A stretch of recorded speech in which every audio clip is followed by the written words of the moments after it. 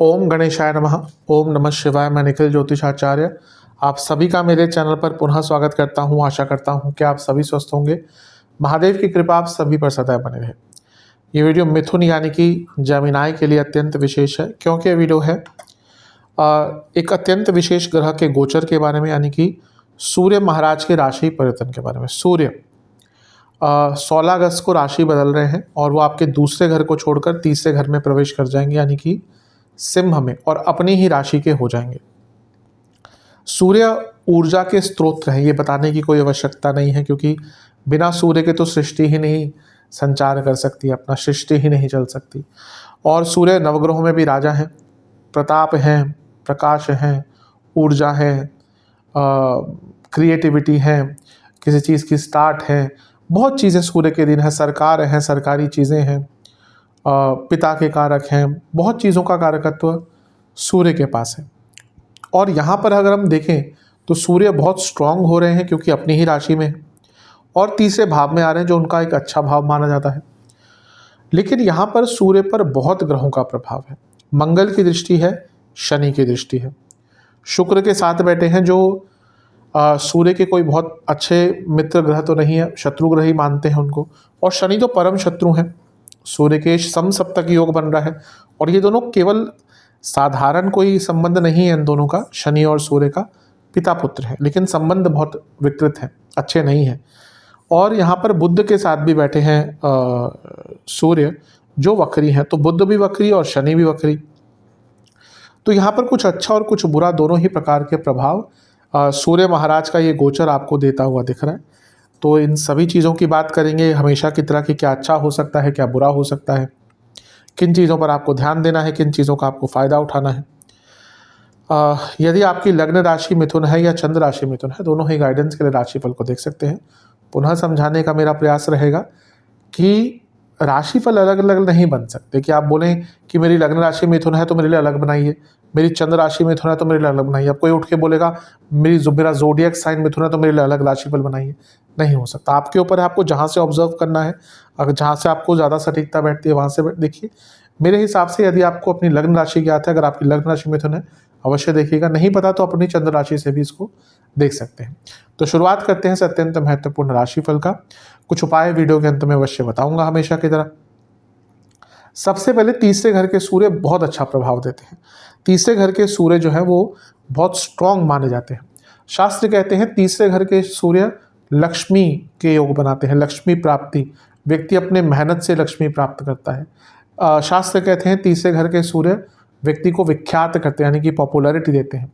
शास्त्र कहते हैं कि तीसरे घर के जो सूर्य है वो व्यक्ति को भूमिपति बनाते हैं। अब इसका अगर हम वैसे देखें तो कोई ऐसा कोई योग नहीं बनता, अगर हम देखें कोई लॉजिक, लेकिन कुछ कुछ शास्त्रों में चीज़ें होती हैं जो काम करती हैं। तो उसमें से एक है, मैंने कई बार देखा है कि तीसरे घर में मंगल या सूर्य का गोचर, हाँ चौथा घर मानते हैं और मंगल तो कारक है, लेकिन तीसरे घर में भी सूर्य का गोचर कभी कभी व्यक्ति को वाहन की प्राप्ति करवाता है। तो ये सारी अच्छी चीज़ें हैं। कॉन्फिडेंस बहुत हाई रहेगा। अगर हम देखें तीसरा भाव क्या है, उपचय स्थान, और यहाँ पर 5 ग्रहों का प्रभाव है। सूर्य बैठे हैं, मंगल शनि की दृष्टि है, बुध है, शुक्र है, तो 5 ग्रह, यानी कि ना आपके अंदर जो ऊर्जा है अलग ही लेवल पर रहेगी। कुछ करने का जो जज्बा है ना वो अलग ही लेवल पर रहेगा, और वो ऑलरेडी स्टार्ट हो गया होगा पहले ही कि हाँ कुछ अलग करना है, कुछ नया करना है, अपने जीवन को आगे बढ़ाना है। उपचय भाव क्या है, गति प्रदान करता है जीवन को। 3, 6, 10, 11, तो बहुत कुछ करने की आकांक्षा, बहुत कुछ करने की चेष्टा, हॉबीज़ नहीं सीखने का, कुछ नया सीखने का मन करना, यात्राओं पर जाना, ये सब आपका इस 1 महीने के कालखंड में होने वाला है। तो ये बहुत अति विशेष दिख रहा है। मंगल की दृष्टि है, मंगल और जो सूर्य हैं उनका आपस में योग बहुत अच्छा है, यानी कि उनका आपस में मित्रता बहुत अच्छी है। अब मंगल क्या है, आपके लाभेश हैं, सूर्य आपके तीसरे घर के स्वामी हैं। दोनों ही इच्छा पूर्ति दिखाते हैं, तो यहाँ पर कोई इच्छा आपकी पूरी हो सकती है। मंगल लाभेश है, आपके 12वें घर में बैठकर सूर्य को देख रहे हैं, और यहाँ पर सूर्य के साथ साथ यहाँ पर शुक्र भी बैठे हैं, जो आपके 12वें घर के स्वामी हैं और पंचमेश हैं। विदेश में जो लोग जाना चाहते थे उनके लिए यहाँ पे अच्छा योग है। जो स्टूडेंट्स विदेश में जाना चाहते थे उनके लिए अच्छा योग है। और यहाँ पर स्वयं लग्नेश बुध भी हैं जो वक्र अवस्था के हैं, और मंगल की दृष्टि है, शनि की दृष्टि है। ये दोनों विस्फोटक योग होता है। कुछ बड़े बदलाव लाने के लिए जो बहुत समय से आपके रुक रहे थे, अगर आप यहाँ पे प्रयास करते हैं, यकीन मानिए आपको कोई रोक नहीं सकता अपने कार्यों को पूर्ण करने के लिए। तो ये सब अच्छी चीज़ें हैं। बुरा क्या हो सकता है? जब अच्छा है तो कुछ बुरा भी होगा। बुरा ये हो सकता है कि 10वें से छठे भाव में ये सब हो रहा है, यानी कि 10वें से छठा भाव यानी कि लग्न से तीसरा बहुत इम्पैक्टेड है।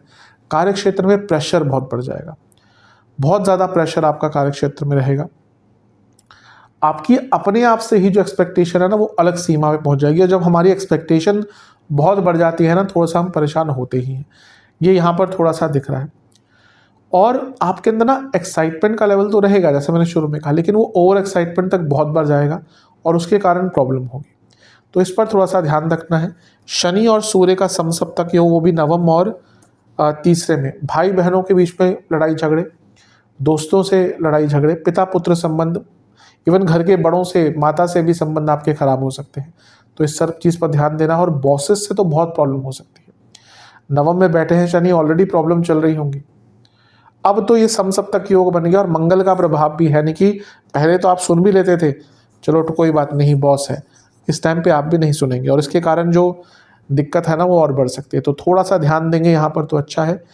मंगल छठे घर के स्वामी हैं और लीगल चीज़ों के कारक हैं, और विपरीत राजयोग बनाकर सूर्य को देख रहे हो। सूर्य तो सरकार है और उपचय भाव में है।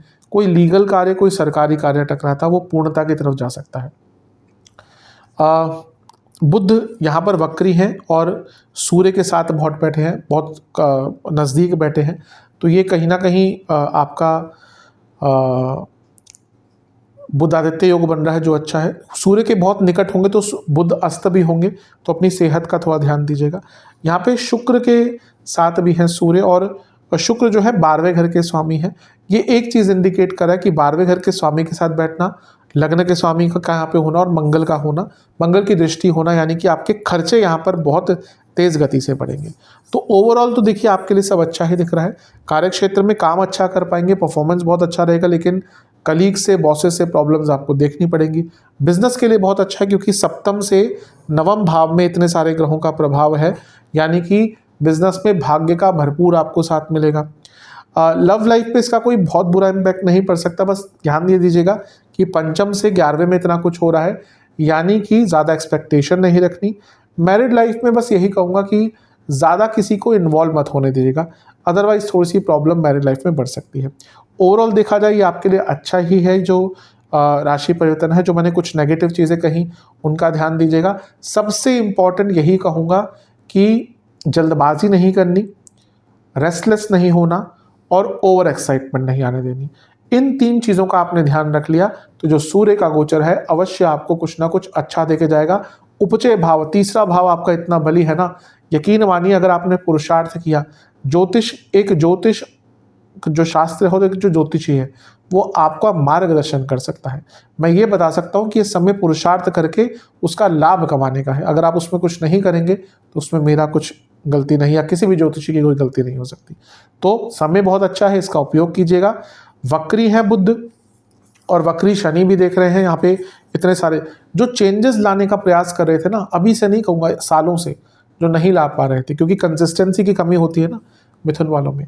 जो चेंजेस अरसों से और बरसों से लाने की कोशिश कर रहे थे अपने जीवन में ना, ये एक महीना है वो जहाँ पर वो चेंजेस को ला सकते हैं। एक वर्ड ऑफ कॉशन, अचानक से कोई यात्रा का प्रोग्राम मत बनाइएगा, स्पेशली यंगस्टर्स जिनके अंदर वो एक ऊर्जा होती है ना, चलो रात को प्लान बनाया सुबह उठ के चले गए, सुबह प्लान बनाया रात को उठ के चले गए। क्योंकि अचानक से बनाए गए प्लान, स्पेशली एडवेंचरस प्लान्स, यहाँ पर थोड़े घातक हो सकते हैं, तो उसका ध्यान दीजिएगा।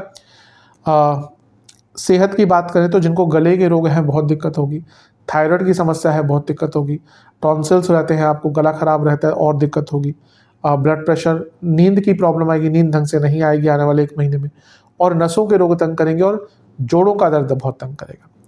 तो इन सब का ध्यान दीजिएगा। उपाय क्या करना है, एक पात्र लेना है, उसमें जल लेना है, उसमें कुछ गुलाब की पंखुड़ियाँ डालनी है, कुछ अक्षत डालने हैं, चावल डालने हैं, और इसके साथ ही उसमें गुलाब जल डालना है। इन चीज़ों को मिलाकर आधा जल जो है वो आपको महादेव पर अर्पण करना है। जब महादेव पर अर्पण कर रहे होंगे तो ओम रुद्राय नमः मंत्र का जाप करना है। उसके बाद आधा जल जो बचा है, शेष बचा है, वो सूर्य देवता को अर्पण करना है। सूर्य देवता को अर्पण कर रहे होंगे तो ओम भानवे नमः मंत्र का जाप करना है।